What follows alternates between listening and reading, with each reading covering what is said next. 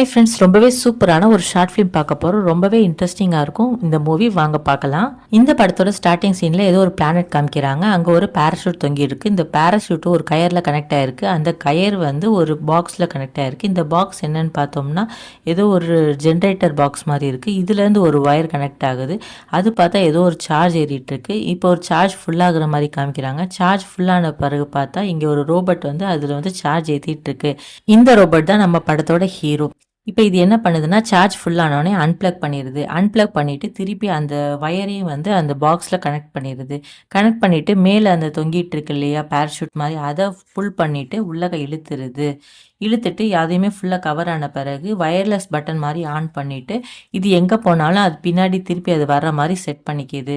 இப்போ இது அதோட ஜாபை பார்க்க போகுது. இதோட ஜாப் இப்போ என்னன்னு பார்த்தீங்கன்னா, அந்த பிளானெட்டில் எங்கெங்கெல்லாம் வந்து டைமண்ட்ஸ் இருக்கோ அதை கலெக்ட் பண்ணி அதோட பாக்ஸில் போடுறது தான் அதோட வேலை. ஸோ அந்த பிளானெட்டில் கிடக்கிற டைமண்ட்ஸ்லாம் கலெக்ட் பண்ணி அதோட பாக்ஸில் போட்டுக்குது.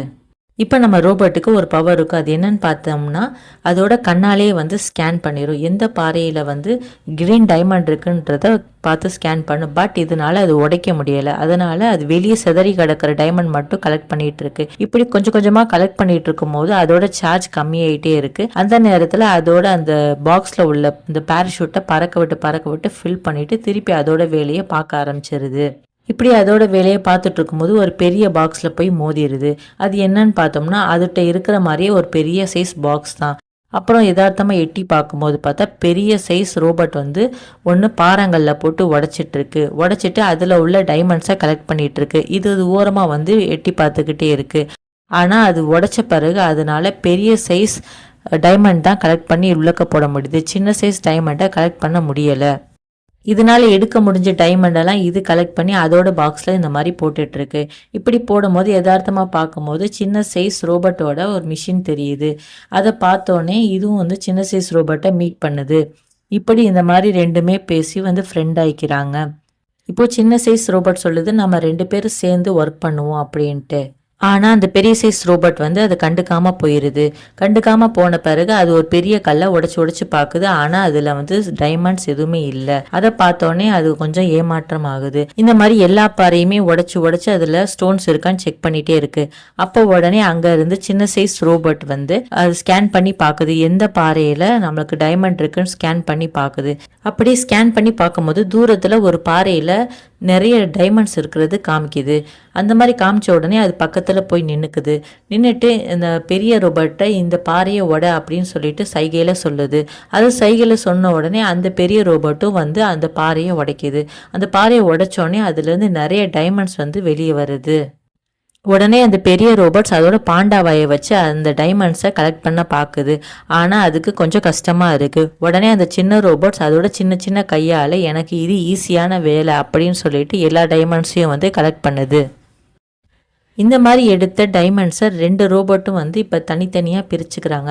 ஸோ 2 இதோட பாக்ஸையும் வர சொல்லிட்டு 2யுமே வந்து ஆளுக்கு ஒன்றா எடுத்து தனித்தனியாக அந்த மாதிரி பிரித்து எடுத்துக்கிறாங்க. இதுக்கு பிறகு 2 ரோபோட்டும் ஒன்றா சேர்ந்து ஒர்க் பண்ண ஆரம்பிக்கிறாங்க. சின்ன சைஸ் ரோபோட் அதோட பவர்னால எல்லாத்தையுமே வந்து ஸ்கேன் பண்ணி காமிக்கிது. பெரிய சைஸ் ரோபோட் உடச்சி அதுங்க உள்ள டைமண்ட்ஸ்லாம் வந்து அதிகமாக அந்த மாதிரி கலெக்ட் பண்ணி எடுக்க ஆரம்பிச்சிட்டாங்க. இப்போ அந்த 2 ரோபோட்டுக்கும் ஒரு நல்ல அண்டர்ஸ்டாண்டிங் வந்துருச்சு. இந்த மாதிரி இவங்க நல்லா ஒர்க் பண்ணிட்டு இருக்கும்போது திடீர்னு இந்த கதையில் ஒரு ட்விஸ்ட் வருது. அது என்னன்னு பார்த்தோம்னா, சின்ன சைஸ் ரோபோட் 2 பேருக்கு உண்டான டைமண்ட்டையும் தனித்தனியாக செப்பரேட் பண்ணி எடுத்துகிட்டு இருக்கும்போது கடைசியில் ஒரே ஒரு டைமண்ட் மட்டும் மிஞ்சுது. இது என்ன பண்ணலாம்னு யோசிச்சுட்டு இருக்கு. இதோட பாக்ஸில் போடணுமா அதோட பாக்ஸில் போடணுமான்னு சின்ன ரோபோட் யோசிக்குது. அப்போ உடனே சின்ன ரோபோட் வந்து திரும்பி பெரிய ரோபோட்டை பார்க்குது.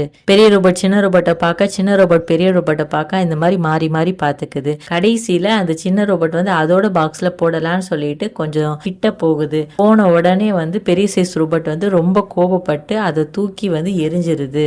இப்போ அந்த டைமண்ட் எடுத்துட்டு குட்டி ரோபோட் வேகமாக ஓடி ஒரு பாறை கடியில் போய் ஒளிஞ்ச பிறகு பெரிய ரோபோட் வந்து அந்த பாறையை உடைச்சிட்டு இதை வந்து அட்டாக் பண்ண வருது. அது திருப்பி பயந்துட்டு இன்னும் ஓட ஆரம்பிக்குது. இப்படி ரொம்ப ஸ்பீடாக சின்ன ரோபோட் ஓட ஆரம்பிக்குது. உடனே அந்த பெரிய ரோபோட் ஒரு பாறை எடுத்து சின்ன ரோபோட் மண்டையிலேயே வந்து நச்சுன்னு போட்டுருது. உடனே அந்த சின்ன ரோபோட் ரொம்ப மயங்கி கீழே விழுந்துருது.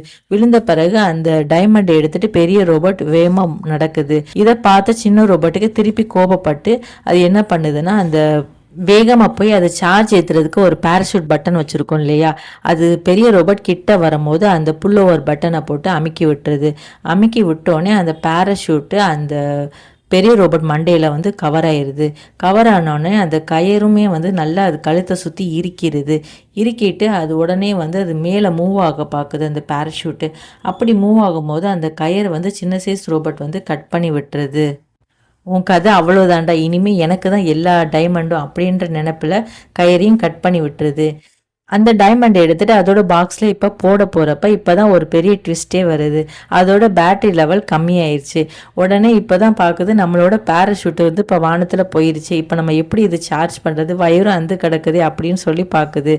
உடனே பக்கத்தில் உள்ள பெரிய சைஸ் பாக்ஸில் உள்ள அந்த இதில் வந்து கனெக்ட் பண்ணலான்னு சொல்லிட்டு அதோட வயரை உள்ளக்க விடலான்னு ட்ரை பண்ணுது. பட் ஆனால் அதோட ஹோல் வந்து ரொம்பவே சின்னதாக இருக்குது. அவ்வளோதான், இந்த சீனோட இந்த படத்தை முடிச்சிருப்பாங்க. இந்த படத்தில் 2 விஷயத்த சொல்ல வராங்க. ஒன்று பேராசை பெருநஷ்டம், ரெண்டாவது வந்து பார்த்தோம்னா விட்டு கொடுக்கறது. 2 பேரில் 2ல் ஏதாவது ஒரு ரோபோட் வந்து விட்டு கொடுத்துருந்துருக்கலாம். விட்டு கொடுத்துருந்தா இந்நேரம் 2மே வந்து சேர்ந்து வேலை பார்த்துருக்கும். அதாவது 2 ரோபோட்டுக்கும் ஆரம்பத்தில் கஷ்டமாக தான் இருக்கும். சின்ன சைஸ் ரோபோட் என்ன பண்ணோன்னா வெளியே கிடக்கிற டைமண்ட்ஸ் மட்டும்தான் எடுத்துட்டு இருந்துச்சு.